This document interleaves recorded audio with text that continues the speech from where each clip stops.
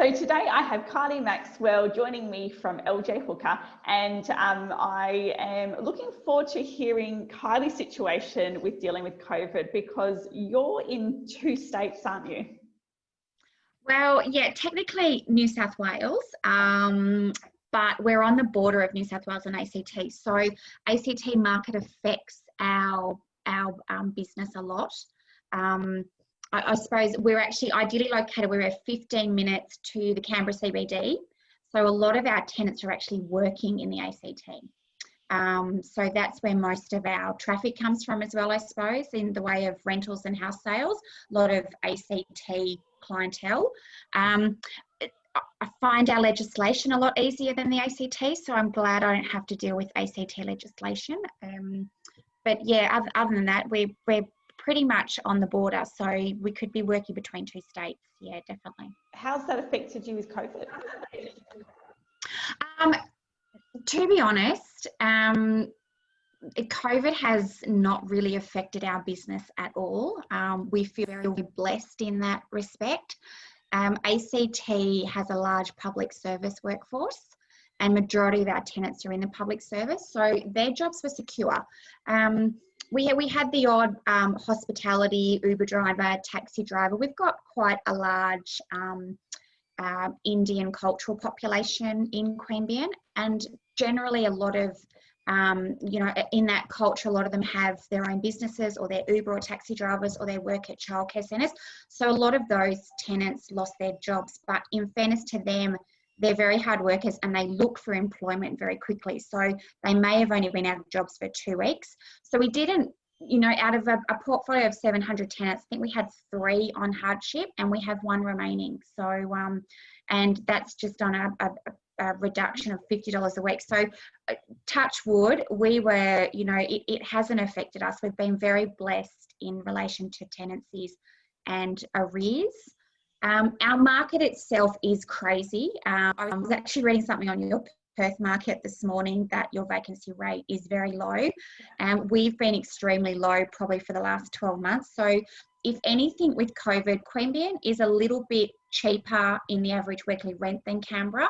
So we found come March, a lot of people were moving out of similar but more expensive properties in Canberra and coming across to Queanbeyan. So our vacancy has been less than 1% probably since March, and we're turning over, 25 to 30 managements a month. So it's busy, and I suppose if I look at our monthly stats, we can have up to 200 applications a month. Wow. Across our portfolio. Yeah, and our tenants inquiry is huge. So there's a lot of tenants being knocked back. So we're sort of having to, really educate tenants on how to get your application to the top of the pile, so to speak. So that's been interesting. And we've got a lot of people still coming in, travelling from Sydney and, surprisingly enough, Victoria, doing the right thing, of course, but coming up here for employment, because employment opportunities, I think, are a lot better here at the moment too. Wow. Do you know, it's like I was just speaking to Corinne from Raywire up in Queensland, and we are all very, very consistent with our markets at the moment. We are all a lot of new business coming through, a lot of opportunity. Yeah. I think we all freaked at the start with rent, but it was just because we freaked at the unknown. But we probably experienced about 5%. A lot of agents in Perth have experienced about 5% of tenants who have maybe asked for a deferral or something like that. But it's not been a lot, and we've deferred rent. So for us, the owners shouldn't be out of pocket at the end of the day, so it should be all right. But did you freak at the start? Did you worry, or were you pretty confident? Yeah, we did. I think as a business owner, you worry about numerous things when there's rent not coming in, and you would know that without me going into details there. But we sort of absorbed it for 24 hours, and then it was really important for us just to make sure our team knew what the direction was and just to get on and do it, because I think they were freaked out more than we were.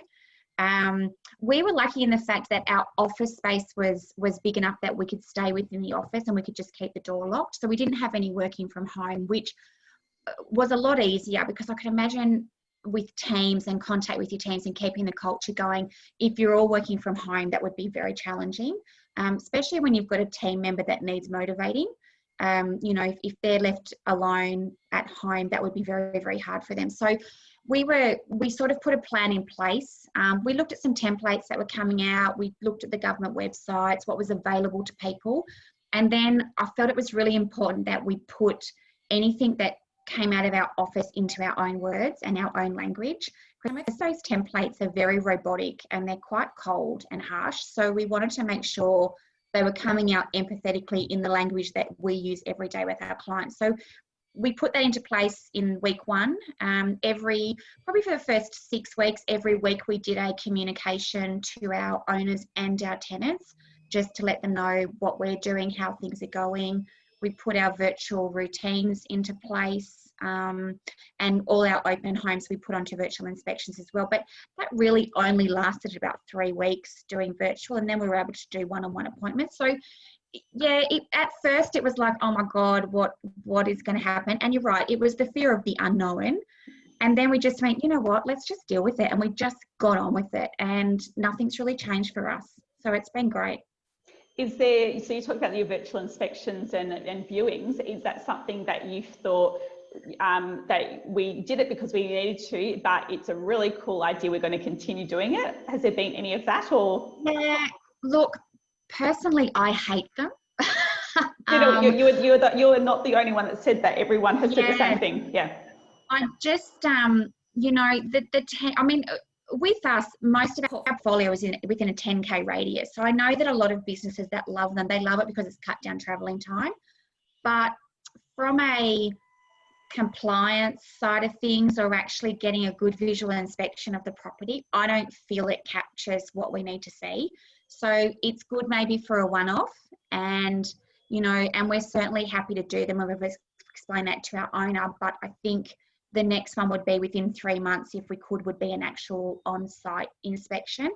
As far as virtual inspections for actual looking at the properties, I'm not a huge fan of those either. I think it leaves so many things open to interpretation. And, you know, even though you could get someone to sign a disclaimer saying they're going to take the property sight unseen, you know, what I see as a good thing in a neighbourhood, someone else may not. And I just think that leads to other things. I know Matterport is the big keyword, lets everybody do it. Personally, it makes me feel seasick when I go through a house doing Matterport. So from me as a consumer, I don't like it, but I do get that people like it, and I can see the benefits. So from our business, I suppose what we did was we actually did pre-approvals on applications instead, and then we took only the top 3, and we did a one-on-one inspection with the top 3 of vacant properties, and that has worked for us. And it's also cut down time, and it's cut out the tire kickers, so to speak. We're actually taking through pre-approved people that actually want that property. So that's been a good thing. So going forward, will we use virtual? Will you continue or will you continue with the pre-application? We will definitely continue with the pre-application, because it also gives us the opportunity then to have a bunch of pre-applicated or pre-approved tenants that we can put onto other properties, which is great for new business. If you can go into a new business appraisal and say, look, I've got 5 tenants pre-approved that want a property like yours. How about we just get them to have a look first before we even put it to market? Like, it's a great tool, and it just means you're building up a good database of quality tenants, which, you know, everybody wants that, don't they? Yeah, absolutely. New business, where is that coming from at the moment? What's your... Yeah, so new business, we've got a lot of people that are, I suppose they're not rent investors, but they're actually moving out of their properties that have got a higher mortgage and actually renting something at a cheaper weekly rent. So they're doing that. Or some first home buyers that may have been struggling to pay the rent, they've moved back in with families, so then they're renting out their premises to get someone else to pay the mortgage. We've got a few property owners that are still moving with work. So we've, getting new business here, and we're just getting we've got the odd investor still buying in the market, surprisingly, and new business is coming from there as well. So it's not a market I've seen before. It's actually really strong. Our sales market is, we're struggling for listings. Like, listings are probably, actually Jason did some stats the other day. I think there was 125 properties on the market in the Queanbeyan area this time last year in comparison to about 80. So there's a big gap there of properties, which means it's pushing up prices a little bit, but it also means that we're doing a lot of auction campaigns, but we're selling pre-auction. So it's that supply and demand issue here at the moment. We've got little stock, but there's a lot of purchases out there. And New South Wales government has done a lot with first home buyers. So we're getting a lot of first home buyers into the market, which is great. So anything we've got for sale, really, if it's priced well and marketed well, is going within 19 days. So that's a good thing. Wow. So that's for the first home buyer market, you would say, the sales? Mainly, yeah.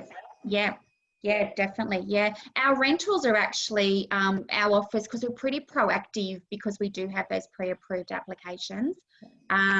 Most of our rentals are going within days on market, about 5 to 8 days, and the market average is about 17. So it really makes a difference if you can do, pre-approvals and then actually deal just with those clients and get them through to the properties that they like. So you're almost like, you've sort of changed your hat a little bit, where you're almost a bit like not a buyer's agent, but like you're actually, you're talking to clients to say, okay, what do you want? Let's put your application in, and then let's start finding it for you.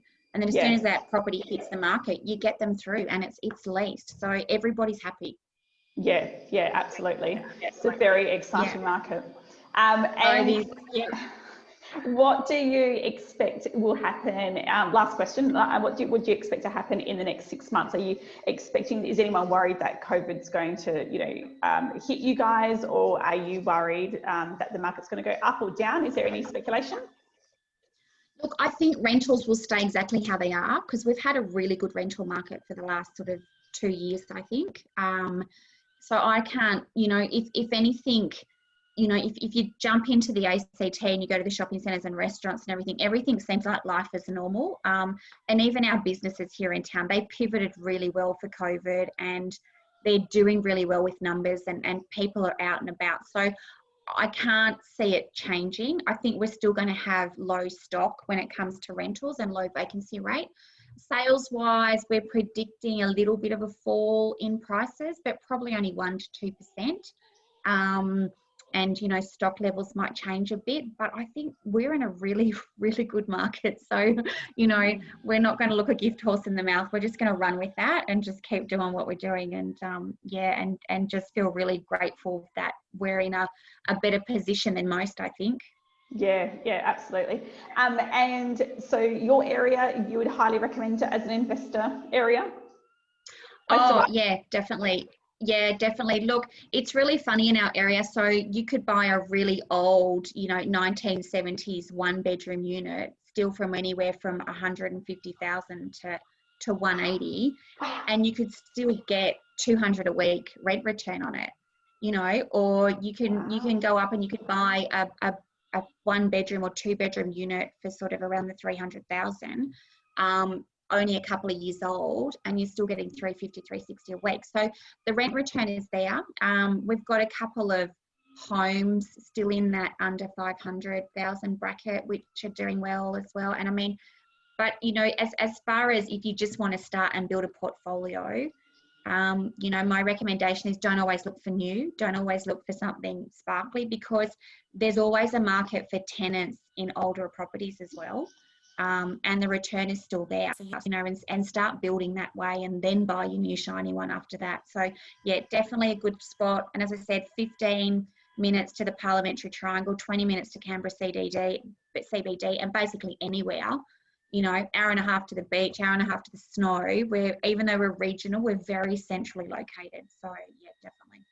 Beautiful. What do they say? I think they say there was some country living city benefits is the slogan for Queanbeyan. Oh, okay. So. There you go. I love it. I think that's perfect. Excellent. Well, it's all good. Wonderful. Well, that is great. And if any investors do want to get in touch with you, what is the best way to get a hold of your office? So, just email's probably great. Queanbeyan@ljhooker.com.au, and that'll come through to the whole team, and we can look after them. So, or 0262971744 if they prefer to call. Beautiful. Yeah. Thank you. It's been lovely to chat, and I'm glad everything's going really well over there. It's really good. Yeah, really great. Thanks, Ash. Excellent. Thank you.